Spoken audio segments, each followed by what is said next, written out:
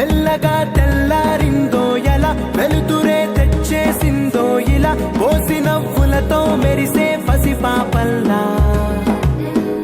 చేదతో బావులలో గలగల